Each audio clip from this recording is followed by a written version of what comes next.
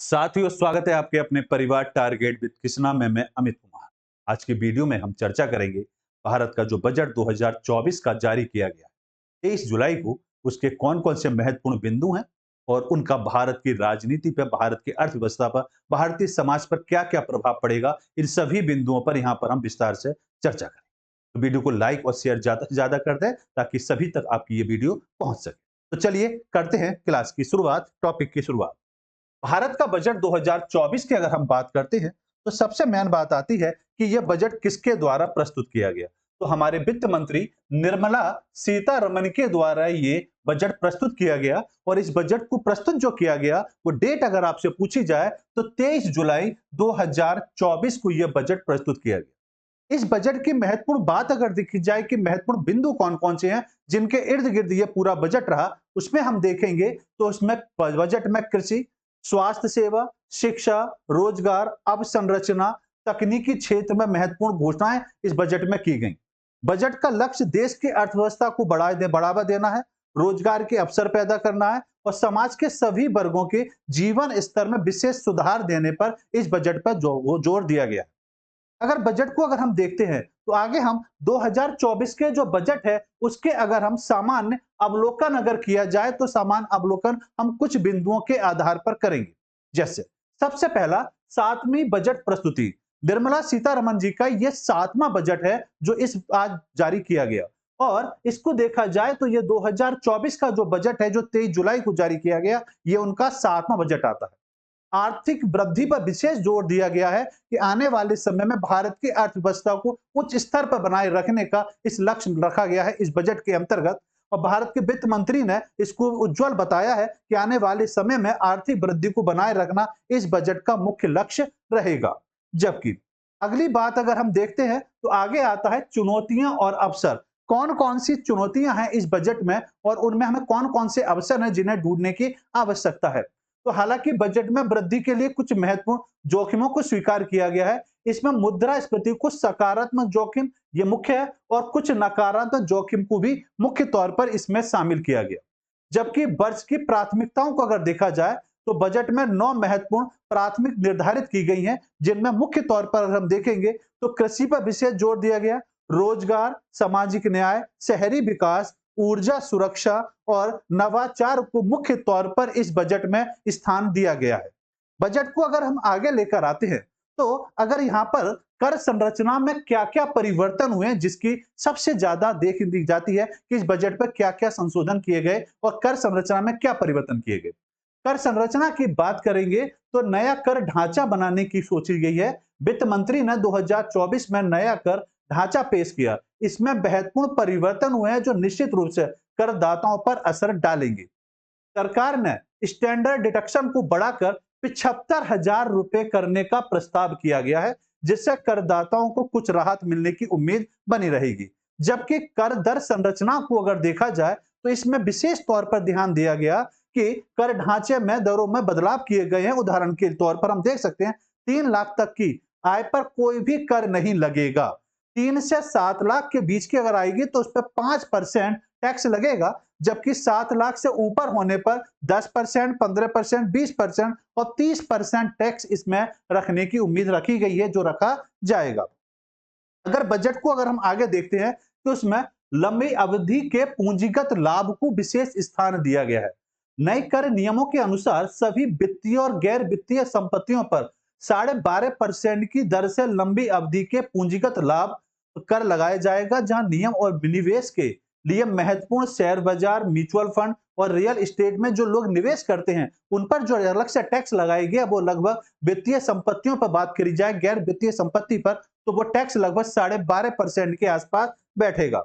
जबकि अगर बात की जाए कि शेयर बाजार की वित्तीय संपत्तियों की बात की जाए, जैसे कि बजट जैसे ही जारी किया गया शेयर मार्केट पर कुछ असर दिखाई स्पष्ट तौर पर दिया।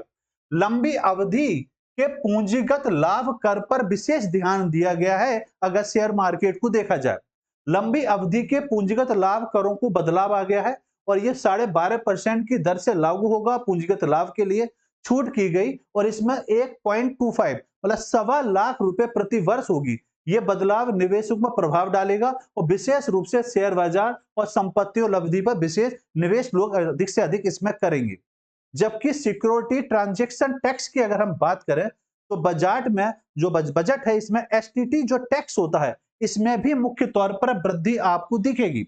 वृद्धि की बात करें तो एसएसटी का जो टैक्स था फ्यूचर का वो 0.0125% था जिसको बढ़ाकर अब 0.02% कर दिया गया है। जबकि ऑप्शन पर एसएसटी टैक्स जो है हमारा वो 0.0625% था जिसको बढ़ाकर 0.1% कर दिया गया। यह बदलाव शेयर बाजार में कारोबार की लागत को बढ़ावा सकता है और इससे निवेश पर प्रभाव स्पष्ट तौर पर आपको दिखाई देगा। जबकि म्यूचुअल फंड और यूटिस की अगर यहां पर बात की जाती है तो यहां पर आप ये देखेंगे कि बजट में म्यूचुअल फंड और यूटिस की पुनर्खरीद पर 20% की डीटीएस समाप्त करने की घोषणा स्पष्ट तौर पर की गई है। यह बदलाव निवेशकों के लिए वित्तीय उत्पादों में निवेश करेगा और अधिक आकर्षक बना सकता है। यह शेयर बाजार में तरलता को बढ़ावा स्पष्ट तौर पर आपको देता हुआ दिखाई देगा। अगर हम आगे लेकर आते हैं और आर्थिक स्थिति और वित्तीय घाटे को अगर ध्यान से समझने की कोशिश करें तो यहां पर स्पष्ट तौर पर देखेंगे कि भारत सरकार ने 2024 के वित्तीय घाटे को 4.9% जीडीपी के अनुमानित स्तर पर रखने का लक्ष्य जो है वो निर्धारित किया गया है। जबकि यह आर्थिक स्थिति और वित्तीय अनुशासन पर जोर देता है और सरकार ने आर्थिक विकास को मुख्य तौर पर यहां पर बढ़ावा दिया है और जिससे बुनियादी ढांचे के लिए मजबूत वित्तीय समर्थन प्रदान करने का मुख्य वादा यहां पर किया गया है। जबकि इस साल बुनियादी ढांचे की बात करें तो निवेशकों के लिए बढ़ाकर 11.11 लाख करोड़ रुपए का आवंटित किया गया है जो भारत की जीडीपी का अगर देखा जाए तो 3.4% स्पष्ट तौर पर यहां पर दिखता है। इस तरह के पूंजीगत व्यय में रोजगार सृजन, आर्थिक विकास में तेजी आएगी और बजट में राजकोष प्रबंधन के लिए नए लक्ष्य योजनाओं का प्रस्ताव किया गया है जिसका उद्देश्य मुख्य तौर पर अगर देखा जाए स्थिरता सुनिश्चित करना और दीर्घकालीन आर्थिक विकास को यहां पर बढ़ावा देने पर जोर दिया गया है। अगर बजट को आगे हम लेकर चलते हैं, बात को और समझते हैं तो मुख्य तौर पर कृषि क्षेत्र में क्या परिवर्तन किए गए हैं ये बड़ा इंपॉर्टेंट है क्योंकि हमने 9 पॉइंट पर बात करी थी कि 9 पॉइंट के इर्द गिर्द ये बजट मुख्य तौर पर घूमता हुआ दिखाई देता है। यहाँ पर कृषि की बात करेंगे, कृषि उत्पादकता में वृद्धि पर जोर दिया गया है। भारत सरकार कृषि अनुसंधान सेटअप की समीक्षा करेगा। अनुसंधान में सुधार से कृषि उत्पादकता बढ़ाने का लक्ष्य, नई जलवायु प्रतिरोधक किस्म विकसित की जाएंगी और ये किस्म जलवायु परिवर्तन के प्रभाव को कम करके मदद करने में सहयोग प्रदान करेंगी। जबकि अन्नदाताओं का मुख्य तौर पर यहाँ पर समर्थन किया गया है। यहाँ पर अगर बात की जाए अन्नदाताओं की भलाई सुनिश्चित करने के लिए विशेष योजनाएं बनाई जाएंगी। इन योजनाओं का उद्देश्य कृषि उत्पादकता को बढ़ावा देना, अन्नदाताओं के कृषि अनुसंसाधनों का आसान पहुंच प्रदान करना, यह मुख्य तौर पर प्राथमिकता इस बजट में दी गई है। बजट को अगर हम आगे लेकर आते हैं तो मुख्य पॉइंट और आते हैं और मुख्य पॉइंट में रोजगार और मुख्य तौर पर कौशल विकास पर विशेष जोर दिया गया है। महिलाओं के कार्य बल में भागीदारी पर विशेष जोर इस बजट में आपको स्पष्ट तौर पर दिखाई देता है। वर्ष 2024 में महिलाओं के कार्यबल में भागीदारी बढ़ाने पर जोर दिया गया है। हॉस्टल और महिला केंद्रित कौशल विकास कार्यक्रमों की व्यवस्था से महिलाओं के रोजगार के अवसर तक बेहतर पहुंच मिलेगी जो इस बजट में रखा गया है। जबकि रोजगार की बात करें, नई योजनाओं की बात करें तो पीएम पैकेज के अंतर्गत 5 योजनाएं रोजगार और कौशल विकास को बढ़ावा देने के लिए शुरू की गई हैं और इन 5 योजनाओं की बात करें तो ये योजनाएं 2 लाख करोड़ रुपए की राशि से युवाओं को रोजगार और कौशल विकास के अवसर मुख्य तौर पर प्रदान करेंगी। बात को अगर हम देखते हैं, कुछ पॉइंट और हैं रोजगार और कौशल में बात करी जाए तो जब पीएमकेवाई की बात हो रही है तो बात आएगी कौशल विकास की बात करेंगे तो पहली बार रोजगार में आए लोगों के लिए प्रोत्साहन योजना और ईपीएफओ योगदान के लिए इंसेंटिव के साथ सरकारी कौशल विकास को बढ़ावा दे रही है और रोजगार सृजन को मुख्य तौर पर यह बढ़ावा देना मुख्य तौर पर चाहती है। जबकि रोजगार सृजन की अगर हम बात करें, यह बहुत बड़ा मुद्दा बना हुआ है इस समय, तो सरकार का लक्ष्य है कि 30 लाख युवाओं को के अतिरिक्त रोजगार सृजन करना, साथ में 50 लाख लोगों को विभिन्न कार्यक्रम योजनाओं से लाभान्वित करना इस योजना का लक्ष्य रखा गया है। जबकि बात करते हैं शिक्षा और विदेशी निवेश को अगर यहाँ पर देखा जाए तो यहाँ पर स्पष्ट तौर पर उच्च शिक्षा के लिए वित्तीय सहायता की बात की गई है। बजट में उच्च शिक्षा के लिए 10 लाख रुपए तक के ऋण की सुविधा प्रदान करने की घोषणा की गई है। तो यह छात्रों की उच्च शिक्षा प्रदान करने में सहायता करेगी और उस शिक्षा तक पहुंचने को बढ़ावा देगी। यह कदम शिक्षा के क्षेत्र में सकारात्मक बदलाव लाने में मददगार साबित होगा। जबकि शिक्षा के लिए अगर स्पेशल तौर पर बजट देखा जाए तो बजट में साफ कहा गया है कि बजट में शिक्षा, रोजगार और कौशल के लिए 1.48 लाख करोड़ रुपए का आवंटन किया गया है। यह पिछले वर्ष की तुलना में महत्वपूर्ण वृद्धि स्पष्ट तौर पर दिखाई देती है। यह शिक्षा क्षेत्र को मजबूत करने और शिक्षा की गुणवत्ता में सुधार करने में मुख्य तौर पर यहाँ पर यह मदद करेगा। जबकि बजट को अगर हम देखें तो मुख्य पॉइंट और आते हैं विदेशी निवेश, कि विदेशी निवेश और रुपए का उपयोग किस आधार पर किया जाएगा। सरकार ने विदेशी प्रत्यक्ष निवेश एफडीआई के नियमों को सरल बनाने की घोषणा की है और ये विदेशी निवेश को आकर्षित करने और अर्थव्यवस्था को बढ़ावा देने में मुख्य तौर पर मदद करेगा। जबकि देखा जाए रुपए का उपयोग किस तरीके से किया जाएगा इस बजट में, तो सरकार ने विदेशी निवेशकों के लिए रुपये के उपयोग को बढ़ावा देने के प्रयासों को उल्लेख किया है और ये भारतीय रुपये के वैश्विक मुद्रा के रूप में बढ़ावा देने में मुख्य तौर पर आपको मदद करता हुआ दिखाई देगा। जबकि अगर हम बात करते अन्य कुछ घोषणाओं की बात करें कि और कौन-कौन से पॉइंट हैं जो इंपॉर्टेंट हैं बजट के लिए, तो सबसे पहले आता है आपका सप्लाई चेन। देश में सप्लाई चेन को मजबूत करने के लिए बजट में महत्वपूर्ण खनिजों के पुनर्चक्रण, विदेशी अतिक्रमण के लिए एक मिशन की स्थापना की गई है और यह भारत को वैश्विक सप्लाई चेन के महत्वपूर्ण खिलाड़ी बनाने में भी योगदान करेगा। जबकि अगर बात करते हैं छोटे व्यवसायों के लिए गारंटी योजना की बात करें, तो छोटे और मध्यम उद्यमों के लिए को समर्थन करने के लिए बजट में नई क्रेडिट गारंटी योजना की घोषणा की गई है। ये योजना एमएसएमईएस को आसानी से ऋण प्रदान करने में मदद करेगी, जिससे वे अपने कारोबार में मुख्य तौर पर विस्तार कर सकेंगे।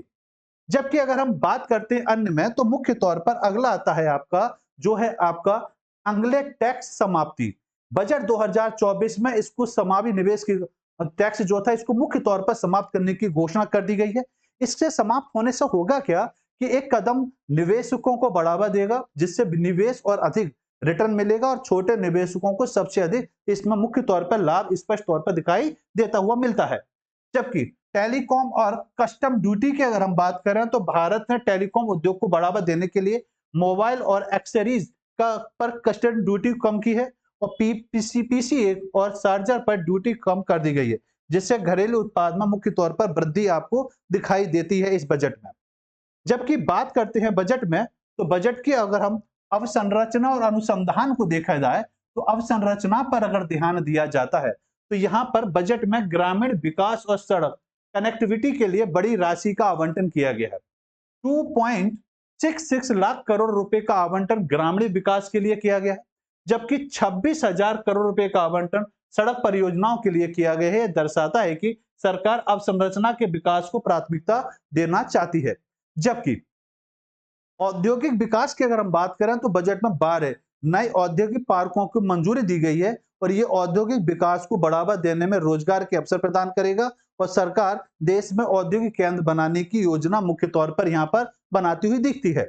जबकि अगर हम बात करते हैं आगे, तो बात आती है अनुसंधान और विकास की बात करें तो अनुसंधान और आपका विकास देखा जाए तो निजी प्रेरित अनुसंधान विकास को प्रोत्साहित करने के लिए 1 लाख करोड़ रुपए की वित्तीय पूल की घोषणा की गई है। इससे देश के नवाचार को बढ़ावा मिलेगा और तकनीकी प्रगति को आगे बढ़ाया जाएगा। सरकार नवाचार को प्राथमिकता देती हुई इसमें तौर पर दिखाई दे रही है। जबकि ऊर्जा और परमाणु ऊर्जा की अगर हम बात करेंगे, छोटे रिएक्टरों की स्थापना, तकनीकी शिक्षा के लिए नई नीतियों की घोषणा की गई है। परमाणु ऊर्जा के क्षेत्र में नवाचार को बढ़ावा देने और महत्वपूर्ण कदम होगा। देश में स्वच्छ ऊर्जा को बढ़ावा देने के लिए भी यह पहल महत्वपूर्ण तौर पर दिखाई देती है। तो ये मुख्य बजट था जिस पे हमने आपके साथ चर्चा करी और इस वीडियो को ज्यादा से ज्यादा शेयर करें। धन्यवाद।